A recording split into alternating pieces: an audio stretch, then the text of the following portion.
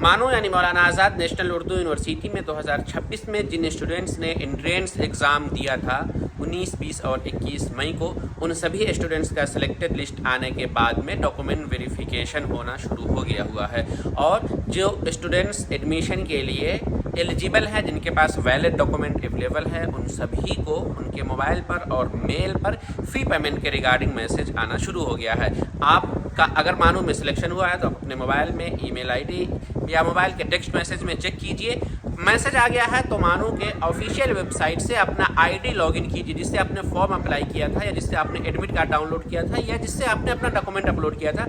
उसी में एक नया ऑप्शन आपको अब दिखने लगा होगा फ़ी पेमेंट का। आप उस पर क्लिक करके आपके कोर्स के फर्स्ट सेमेस्टर का जो भी फ़ी है आप उसे पेमेंट कर दीजिए। और ये मानो में एडमिशन का सबसे लास्ट प्रोसेस है, यानी आपने फ़ी पेमेंट कर दिया तो आपका मानो में एडमिशन कंफर्म हो गया। नेक्स्ट आपको 15 जुलाई से क्लास अटेंड करनी है।